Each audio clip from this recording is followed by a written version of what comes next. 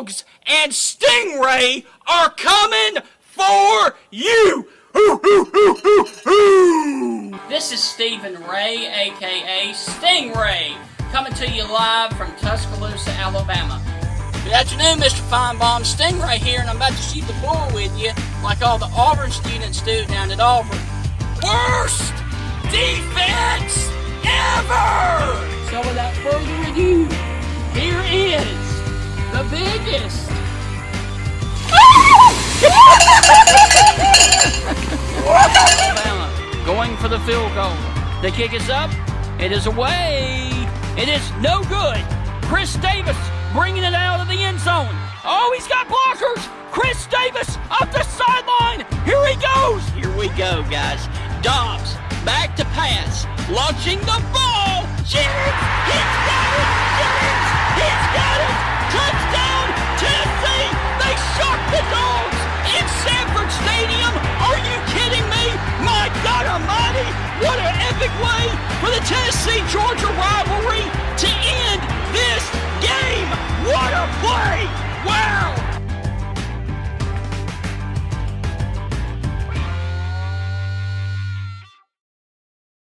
Welcome inside another exciting edition of the Stingray Show, everybody. I am your host, Stephen Ray, and we're actually going to have a big-time guest on the show today, a former coach from Mississippi State and Texas A&M. But let me go on ahead before we get to our guest and pull up my co-host, Heath Hopkins. Heath, how are you doing this afternoon, sir? Stephen, I'm enjoying this wonderful weather. How about yourself? Doing good, my friend. And today we have a huge guest on the show today. Oh, absolutely. I've been looking forward to this show for quite a while, Stephen. Yes. And so real quick, what are some of your most fondest memories of our guest today? It's funny that you asked that. I don't remember too many dates because I have too many kids, but 11/16/1996, November 16th, 1996, the first time Mississippi State beat Alabama in Starkville. The place was just magical that night. The place was all over. I mean, it was a fairy tale. It was like the end of a movie. Goalposts came down simultaneously at the same time. It was just a fun night. Yes. But that's the first memory that comes to my mind, but there's a lot more that I smile about while I also think about Coach Sherrill. Yes.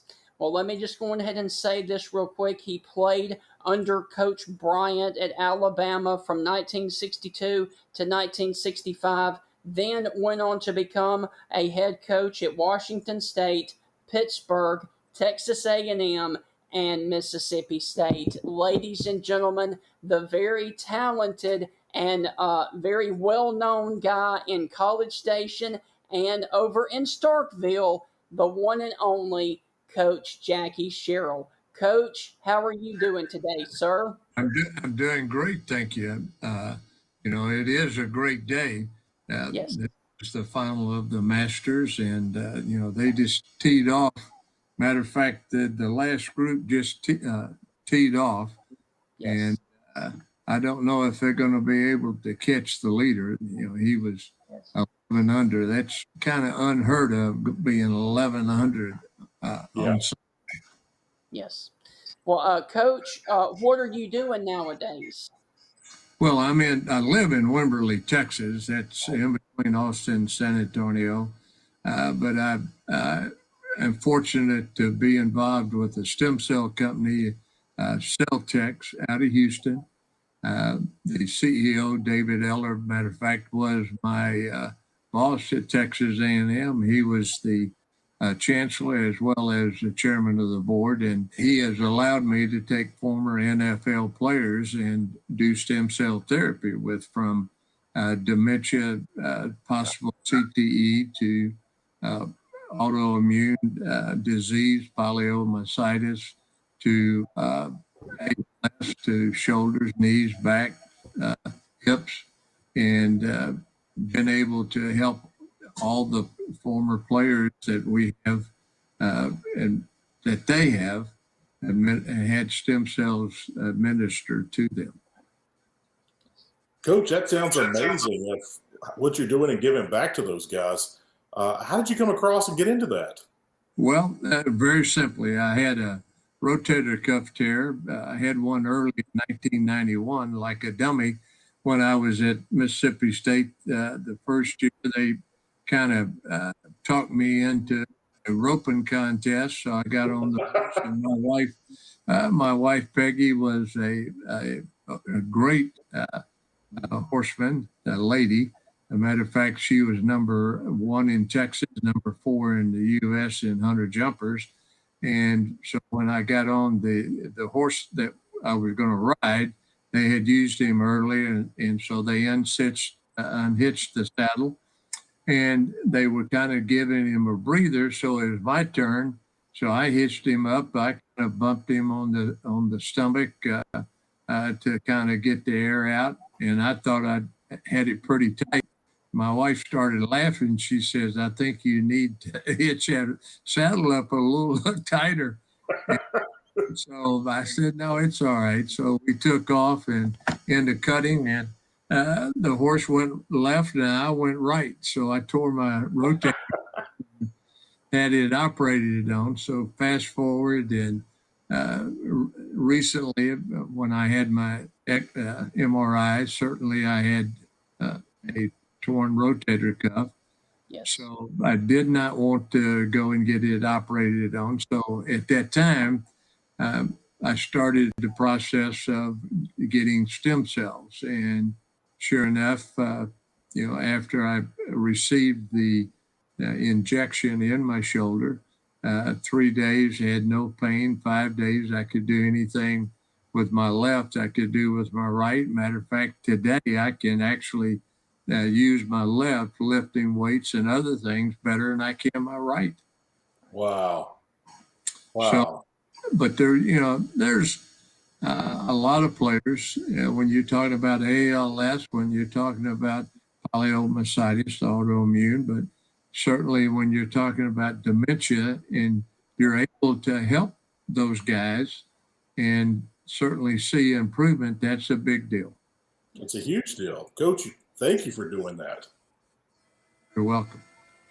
Well, real quick, can we get back, start with your playing days? Can you tell us a fond memory there of Coach Bryant? Well, Steve, that was a long time ago, man. Back there were 67 freshmen, Right. Freshman year, and out of 67, only 7 of us were seniors. Right. The other 60 didn't stay, and long story short, but those 7 were excellent. We won 2 national championships my junior and senior year, and it should have won it. I stayed as the GA in 66, right, and should have won it in 66. That's when Notre Dame, Michigan State tied 10-10, and they gave them a co-national championship. But, playing for Coach Bryant was in a man's man. Whatever you really wanted in a man, he was very physical. He's 6'4" plus, a big person, but yet he was very compassionate, very demanding. When he walked into the room, he had the room presence, or the presence to control the room.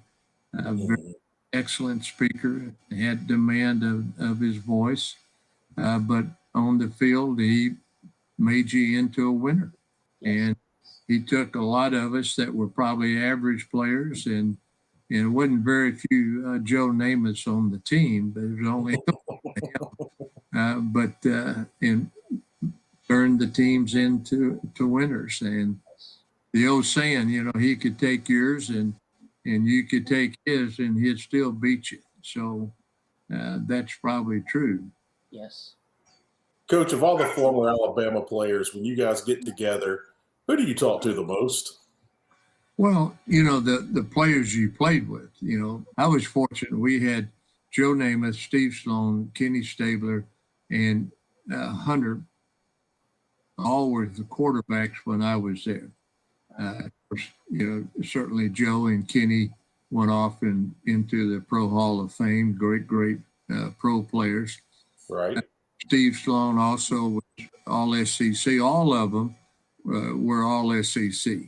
All of them were excellent football players. Yes. But Steve Sloan, we've lost quite a few players recently. Ray Perkins, Yeah. and Paul Crane, Ben McLeod, and those guys. We talked quite a bit. Steve Bowman, we lost. He was one of the players that with ALS that it actually was had the opportunity to receive stem cells, and it certainly lengthened his life and really helped him quite a bit. Yes. Wow. Coach, you and Steve Sloan ever talk about the Egg Bowl rivalry? No. Although, the biggest mistake I made with Steve was the Hurricane Bowl when I was at Texas A&M. Uh-huh. We were going to play, and the hurricane supposedly was coming in, and so I allowed Steve to postpone the game. What I should have told Steve, you fly in, and if it hurricane's here, I'll pay for all the expenses and give you that we've talked about. Well, sure enough, we canceled, and it was a bright sunny day. It was a little windy, but it was a bright sunny day, and we could have played. The unfortunate thing is, for us, is we lose our quarterback, Bucky Richardson, in our last game against Texas, and we didn't have him when we played Alabama after that game. And when the game was supposed to be played, they had lost their quarterback. So it was just the opposite. So, I keep kicking myself. I let my roommate talk me into something I shouldn't have. Coach, I believe it was either 93 or 94. Auburn and State were supposed to play a Thursday night game, and I think a hurricane canceled that. Well, didn't cancel it, but moved it back to Saturday. What was the process of that back then? Sir? What was the process? Do you remember that process? Postponing that game between Auburn and State from Thursday night to Saturday due to a hurricane? When you cancel a game, naturally, it hurts the fans because they had already made all the plans, travel plans, cut off of work or put in for a vacation. They made all the arrangements for the hotels, other things, and all of a sudden it's not there. Now, some of them did not get their refund or whatever deposit that they had on the hotel because the hotel didn't allow it. So you ended up, the fans are the ones that really got hurt more than the teams, because playing on Thursday night or saying, okay, we're going to cancel, although you're ready to play, but you get one more day of really prepping your team ready to play on Saturday. So it doesn't affect the teams as much as it affects the fans. Well, I want to go back real quick to you playing under Coach Bryant. What is your fondest memory of Coach Bryant? Well, just having the opportunity to play for him. Yes. There's no substitute for winning. Right. And there's no substitute for winning championships. Now, was it easy? Was the off season easy? Spring practice? No. But, he made us. The funniest thing, not funny, but Coach Bryant never came to our rooms. And Monday night, we're opening, we always opened with Georgia.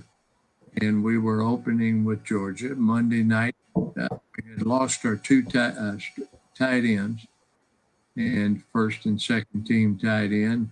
Monday night, I'm in my room. Coach Bryant walks in, and I'm scrambling, and he says, "Can you play tight end?" And I said, "Yes, sir, I'll try." And he said a few choice words, but he said, hell, I know you'll try. I want to know if you can play the damn thing or not. I said, yes, sir, I can play it. So Tuesday, Wednesday, Thursday in practice, 3 days in practice. And so we opened up the season with me playing tight end. How'd you do, Coach? Did well. We won. Then that year, our third game, we were playing Vanderbilt, but the next game we go play Tulane down in Mobile, and still played well. Vanderbilt played well, and then I tore my ankle out of the socket, so that kept me out for the rest of the year. Man, that had to hurt. You had all the nerves. Believe it or not, when you tear the nerves or alter the nerves, you have no pain. People, right. you get more pain in a bruise or a strain than you really do sometimes with a break. Right. Coach, I know that you used to get under other coaches' skin, which I used to love watching you do. That was a lot of fun. You knew what to say, when to say it, and you let them answer whatever. Well, I know that you got under Tommy Tuberville's skin more than once. Now he's up in Washington representing our country, representing the state of Alabama. But how's your relationship now with Coach Tuberville? It's always good. I just hope he doesn't call me in front of him. But I'm very happy for him. He has another career, and maybe what Coach Osborne probably was the first in modern history, the first that became a congressman or senator, and then certainly Tommy. But Tommy will do a good job. There's no question, and Alabama is very fortunate to have him. And anytime a Republican is elected, I'm happy. Yeah. Understandable. Coach, I remember Larry Templeton made a statement to the Sporting News your first year in Starkville, saying that if you won 6 games, the state of Mississippi would elect you governor. Did you ever think about running for politics? No. I'm not politically correct, so it wouldn't work. That's probably one of the things that has probably upset people. I say things when it should be said and how it should be said. I'm not political. I remember telling Coach Brown one time, I said, Mac, I couldn't coach at Texas. And he said, sure, you could have. And I said, no, I ain't turning that tie every 5 seconds. And he laughed and he said, well, yeah, I guess I understand. Well, Coach, that brings up an excellent point. University of Texas seems like it's struggling due to the boosters, and Texas just can't get out of their own way to be successful. Every booster wants control. Did you have that problem at A&M? No. The administration, it's very simple. You have to have 7 things to win a championship. And the first one is the administration. They'll either help you or they'll destroy you. And because they are there to support, they are there to give you the facilities and to do your job. And then you certainly have the alumni. A&M, it's former students, but the alumni. You have the faculty, and the faculty is a lot more important than what people think, because they control an awful lot. And then you have the students.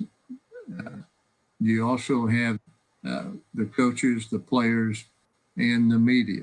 Media is a lot more important as well than what people think, because if the media is negative, then it controls the alumni. All of a sudden, they hear the same thing today. Of course, the social media or the internet has caused a lot of a completely different way to talk, way to get information out. But what the biggest thing is, if it's negative, then all of a sudden it just builds and builds. The threat, if the media, the social media is happy with you, then everything is good and it helps you win. Well, staying with A&M real quick, can you talk with us about how nasty the rivalry between A&M and the Longhorns are? Well, it's not any different in Mississippi and Mississippi State. Auburn out in Alabama. Yes. It's the difference. There's a lot more money with the alumni at Texas or Texas A&M. Yes. And so, but in the state of Mississippi, it's very fierce as well. Right. But, Auburn and Alabama, it's the same. So, you have rivalries everywhere, but not to the level of Mississippi or Mississippi State. They hated me when I said Mississippi. Yes. It's very simple. In high school, I went to Biloxi High School, and we said Southern Mississippi, we said Mississippi State, and we said Mississippi. And so first time I said it, and they didn't like it, I said, good. And that's why I continued to say it, because they did not like it. Yeah. Coach, I was a young guy. I'm 45 now. I was in junior high when you came to Mississippi State. And the first thing that I remember is the Ole Miss people were very upset that you even came to Starkville. And I'll never forget the whole Billy Brewer thing, that Jackie Sherrill is a habitual liar, which you came back with. You can't even spell habitual, Billy, which I thought was great. And then you thank Billy for helping your season ticket sales go up. What in the world happened with that? Well, later in life, when he was no longer coaching, and I wasn't either, we used to go have meals together. And the funniest thing is when I walked into a restaurant in Oxford, Mississippi with Billy. I mean, that really upset a lot of people. They was calling Billy Turncoat. Wow. So what was your relationship? I mean, what were those conversations like when you were having dinner with Billy? They're funny, talking about history, talking about other things. He, at the end of his career, he had some issues with the alumni from Mississippi. Right. Well, Coach, if you had to pick right now, because you obviously coached a lot of players, who would you say would be the best pure athlete you ever coached? Well, the ever played or coach was Joe Namath. Right. He ran 4.5. Back then, it wasn't many guys could run 4.5, but whatever you wanted to do, play pool, play basketball, play baseball, he could beat you, and he usually would. If you wanted to pitch coins, for a lion, I don't know if he ever lost. So, but he could run, and playing basketball, whoever he guarded when we had pickup games, they never got a shot on. Coach, who was the hardest hitter you ever coached?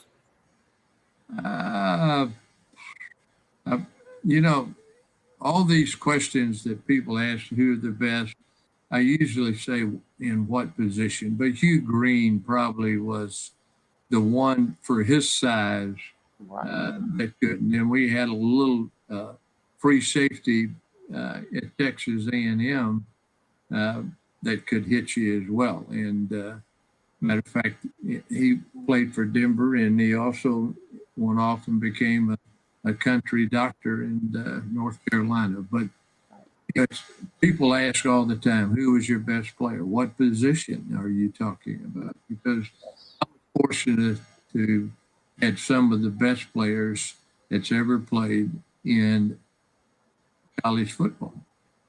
You know, from Hugh Green to Ricky Jackson. I mean, going on. J.J. Johnson, for example, if he had 4 years at Mississippi State, he probably would have been one of the most revered players ever at Mississippi State. But then you go back to the player at State that affected our football team was Kiefer McGee.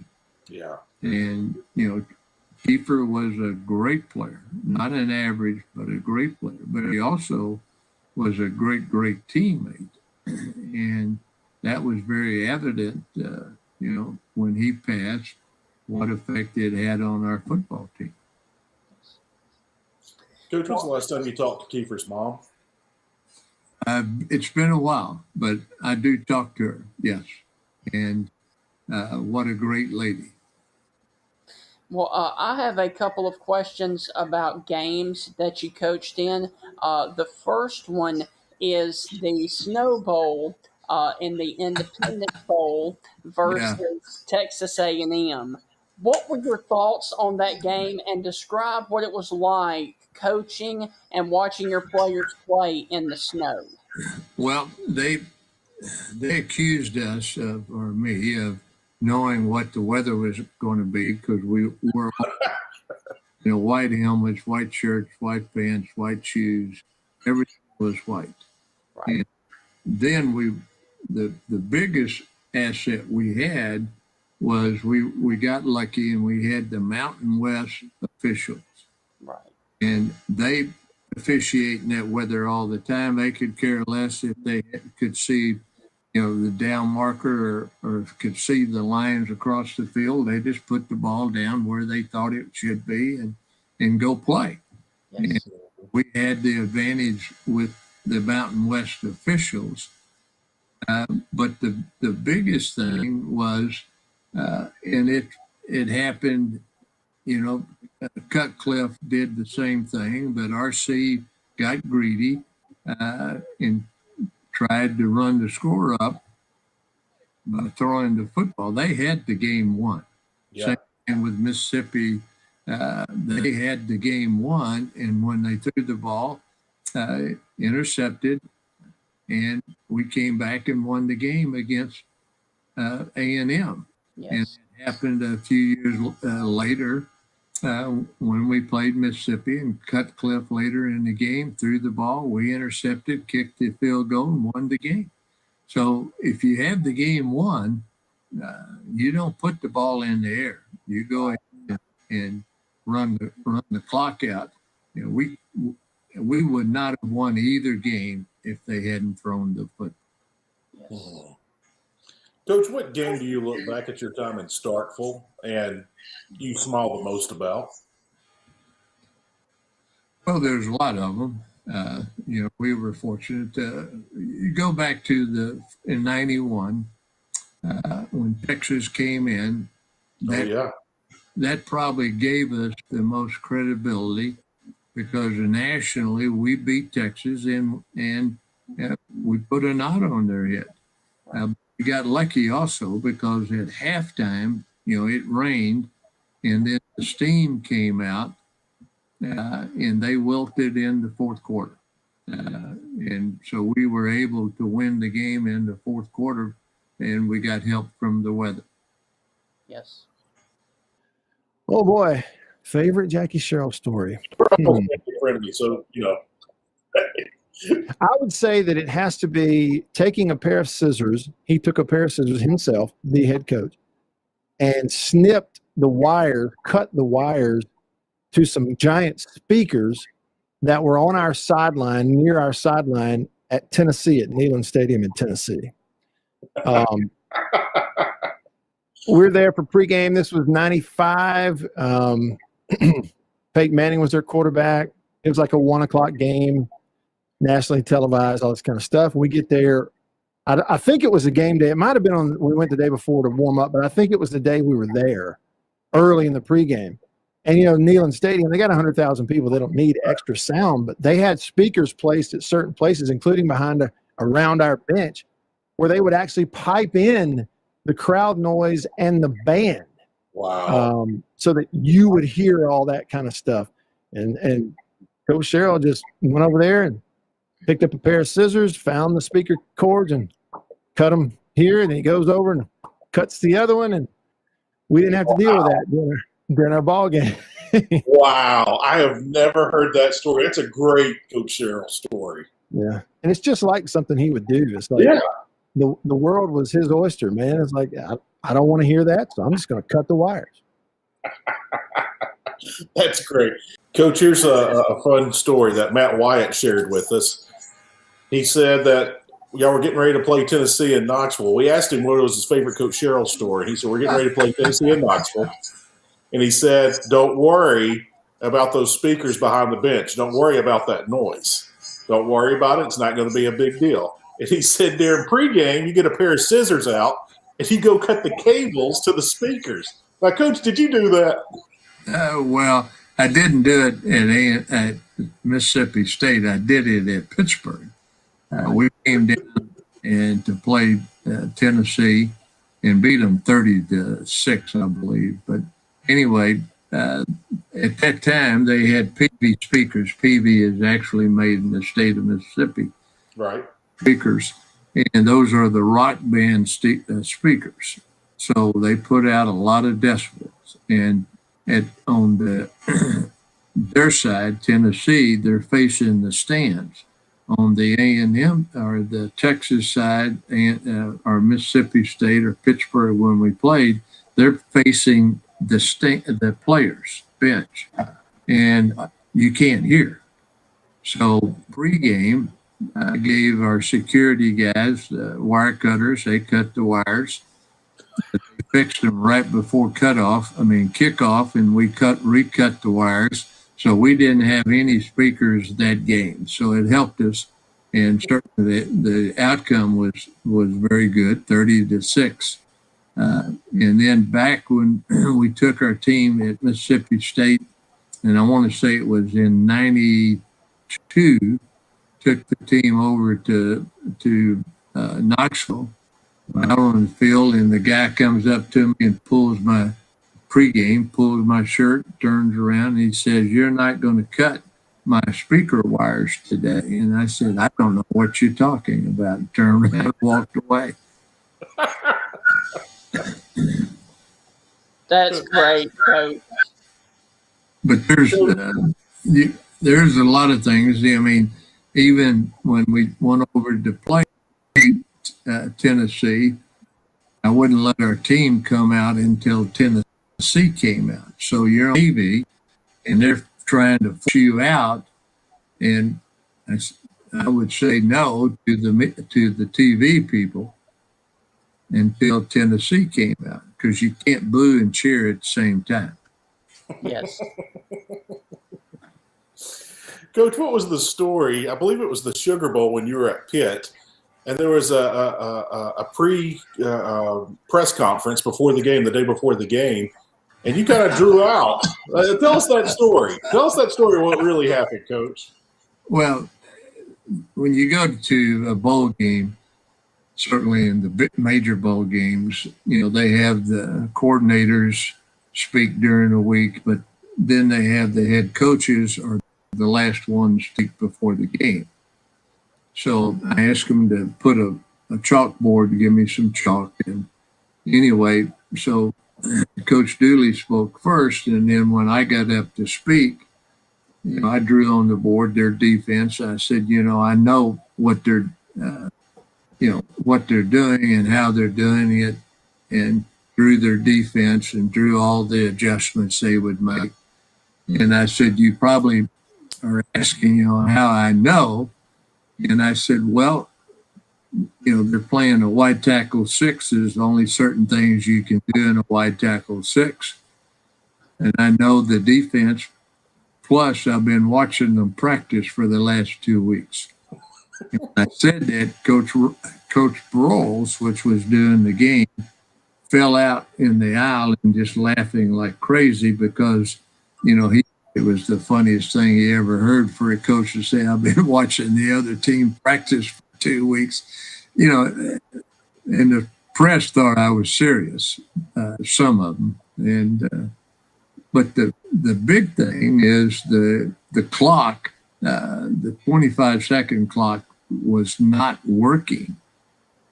And so Dooley said, fine, we don't want it. And I said, we are not going to kick off until that 25-second clock is fixed. And so they had to scramble and fix the 25 seconds because, we did a lot of things at the line of scrimmage and we needed the 25-second clock. Mm-hmm. Yes. Wow. Well, Coach, I've got a couple of viewer questions, if you don't mind. The first one is, which SEC coach did you enjoy socializing while at the SEC meetings every year down in Destin? Probably Steve Spurrier, because Steve was funny. Very funny. He would say things and he would get other coaches completely frustrated and upset at him. Steve was the funniest. Yes. Do you have any funny Steve Spurrier stories you could tell us? Well, we played golf. Used to, they would play. They would have a head coach's golf tournament, and it was in Dallas every year. Dallas Cowboys sponsored it, and they used to play match play. Well, when Steve Sloan came on the scene, because of Coach Broyles and Coach Roll, loving to play golf so much, no one else had a chance because Steve could play that much better than all the other coaches. So then they went to a scramble. Then they added where you would play your own ball the first day and take the top four and let the top four play their own ball in a tournament. And then everybody else would play scramble. Yes. The top four was Makovic, Spurrier, Lou Holtz, and myself. So we're playing match play the next day. And Spurrier never said a word. If you watched him warm up, in which we did, then you would pick Makovic 100 out of 100 because of his golf swing. Makovic was an excellent golfer. But Steve Spurrier was the toughest competitor you ever saw on a golf course. He never said a word to anybody. Never said great shot, never said great putt, never said a word. And he just grind Makovic down, and he was actually 1 up going into 18, and he ended up winning 2 up. Now, Lou Holtz and myself, we were just out there for the ride watching Spurrier just grind Makovic. And I told his son, I was with his son not long ago over at State, and he knew about the story, and his dad told him years ago after the match how he grinded Makovic to win the match. And I played with Steve quite a few times, and Steve was not going to talk to you. He was going to beat you on the golf course. Wow. Coach, I've always heard Lou Holtz, and Lou Holtz tells us himself that he's the world's worst golfer. He'll take a that's not true. I mean, he would not play in a scramble at really? all. No, never. But Lou was a good golfer. When I say good, there's a million of us out there that are golfers, Uh-huh. are multi-millions, but there's only a few that are playing. There's only a few playing. There's 144 that tee off on Thursday, and only 77 play Saturday and Sunday. And out of that 77, there's only maybe 8 in contention to win. So 8 out of 144 are only there at the end to win the tournament or have a chance. Yes. Well, Coach, another question that has come in is what was your relationship like with the late Johnny Majors? Coach Majors was kind of like a father to me. He gave me the opportunity. Coach Bryant hired me as the GA in 1966. I go to Arkansas in 1967 to finish my master's. And Coach Majors hired me in 1968 at Iowa State. So we were at Iowa State for 5 years. In those 5 years, the first year I was a B team coach, the second year linebacker, the third year defensive coordinator. Fourth year I was assistant head coach, defensive coordinator. Same in the fifth, we go to Pitt, and I'm there for 3 years, and then go to Washington State. But Coach Majors prepared me to be a football coach. And when I say prepared me, he allowed me to be in charge of recruiting, the office, the equipment, whatever. And prepared me to, when I went and interviewed, I think I was the only coach interviewed that had any idea what the budget would be for equipment or travel or whatever. Coach, you mentioned Lou Holtz a second ago. What's your funniest Lou Holtz story that you can share with us? Well, the funniest, we played in the Cotton Bowl. Right. And, we put a knot on their head, but we were flying to Japan to coach a Japan Bowl against each other.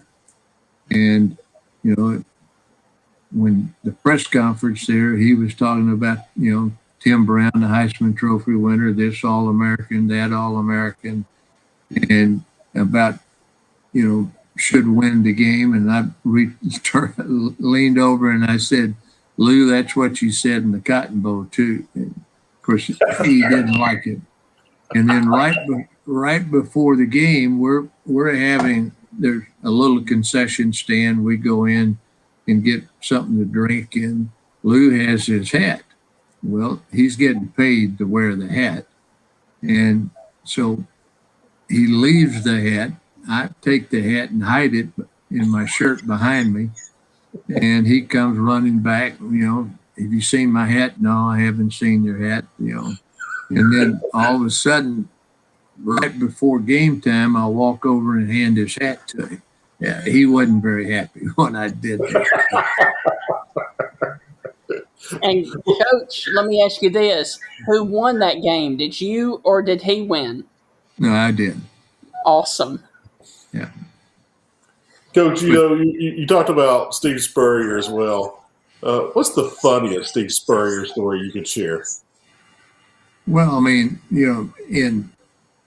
I told our players before we played them, and I want to say it was either 99 or 2000 in Starkville. And we beat them 45-38, I guess, or 37.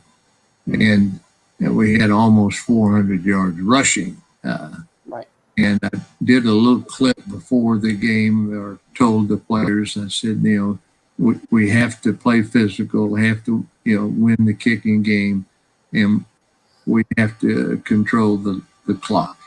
And then we have to make the head coach throw his visor. So on Monday, when we met on Monday, I had a little clip of Spurrier throwing his visor back and forth. And to the players, that was a lot of fun. Hey, a quick follow-up with Coach Spurrier down at Destin, getting under the other coaches and needling the other coaches. What coach did he needle the most? There's no question Bobby Bowden, Coach Bowden. I mean, he really got after him.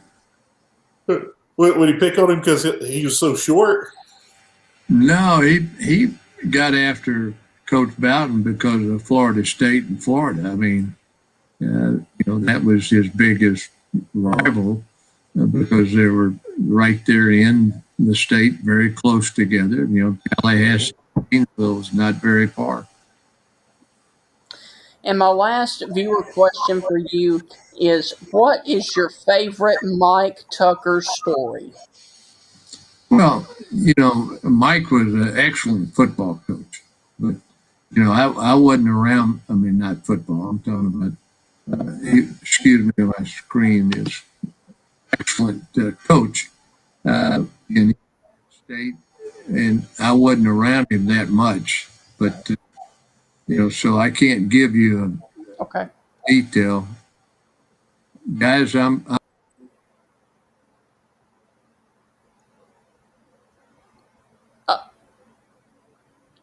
I'm glad you got that last question in, Stephen.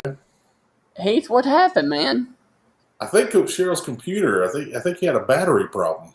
Yes. Well, I really hate that, man.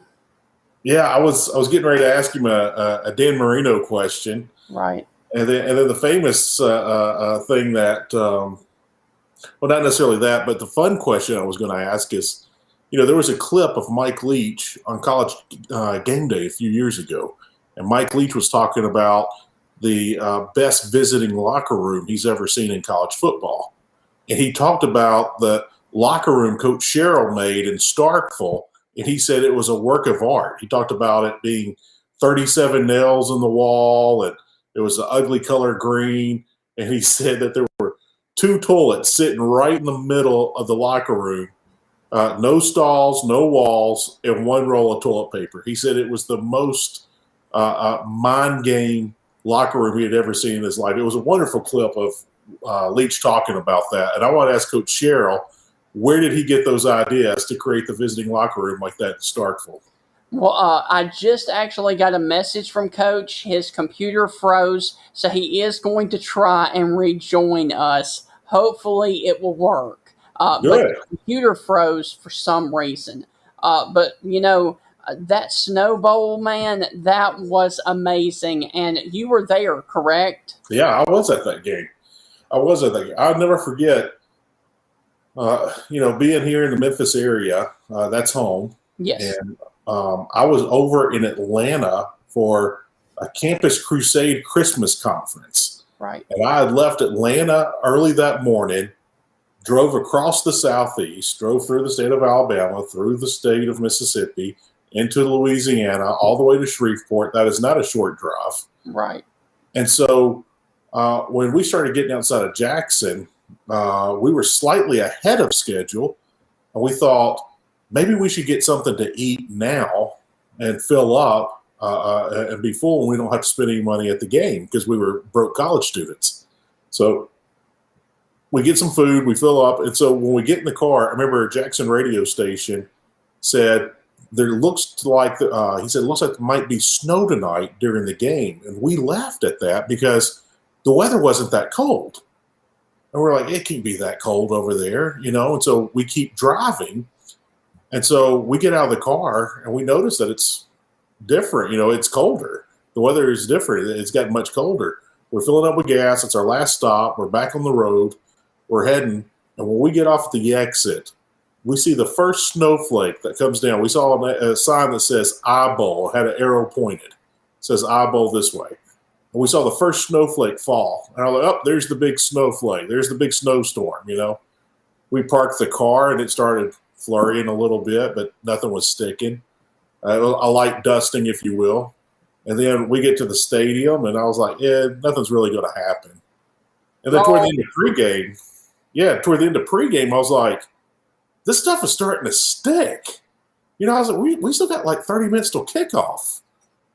And so come kickoff, we were like, how long is this going to last? We thought the snow would be out of there. We thought we'd get snow for 20, 30 minutes. It'd be gone, and then it never stopped. And then it was like, is it ever going to stop? Quick fun story about that game. I had a buddy of mine got players tickets for that game. And so we're sitting along, Mississippi State moms and dads watching their sons play. And we're sitting up there and this guy started making small talk with us, and we could tell he's just freezing.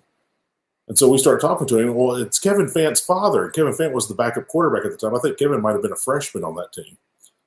I think he might have been a redshirt of all things.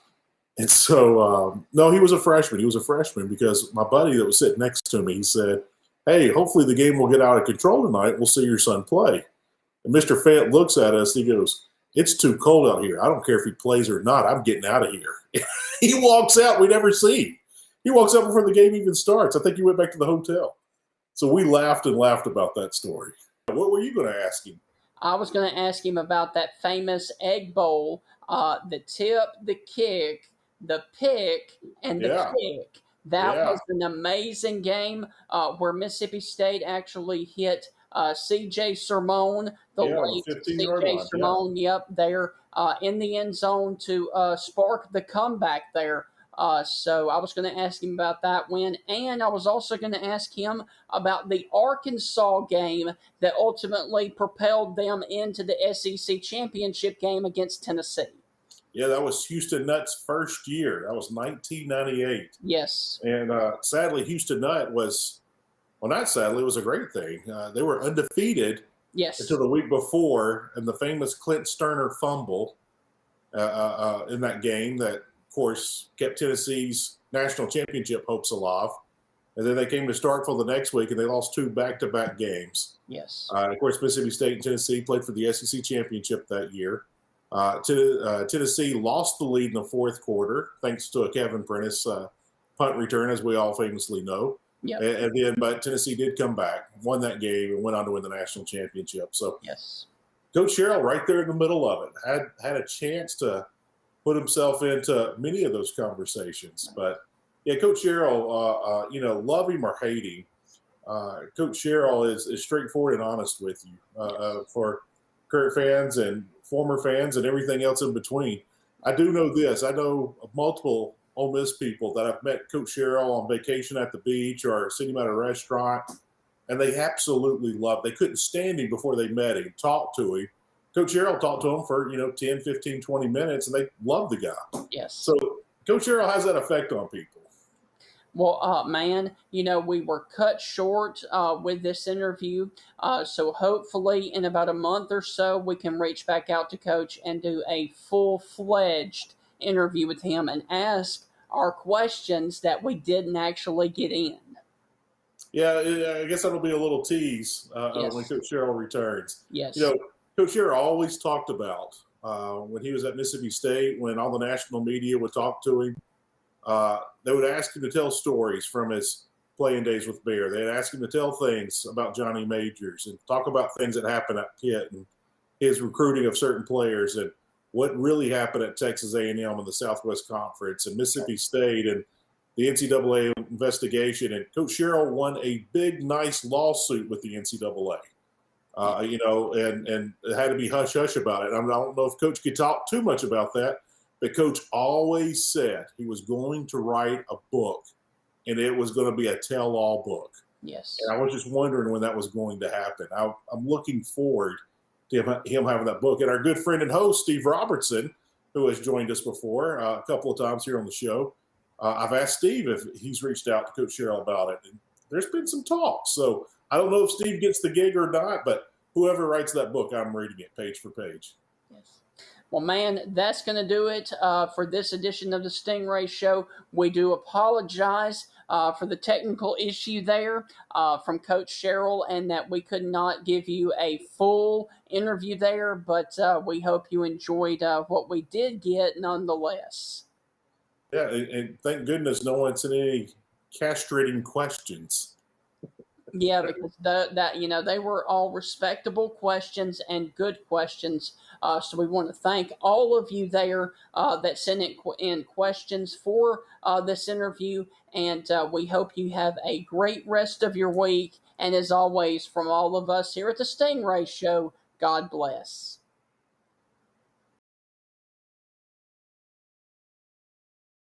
The Dogs and Stingray are coming for you!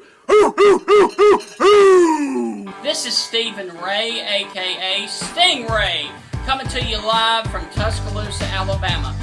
Good afternoon, Mr. Feinbaum. Stingray here, and I'm about to shoot the bull with you like all the Auburn students do down at Auburn. Worst defense ever! So without further ado, here is the biggest. Alabama going for the field goal. The kick is up. It is away. It is no good. Chris Davis bringing it out of the end zone. Oh, he's got blockers. Chris Davis up the sideline. Here he goes. Here we go, guys. Dobbs back to pass. Launching the ball. Jennings, he's got it. Jennings, he's got it. Touchdown, Tennessee. They shocked the Dogs in Sanford Stadium. Are you kidding me? My God almighty. What an epic way for the Tennessee-Georgia rivalry.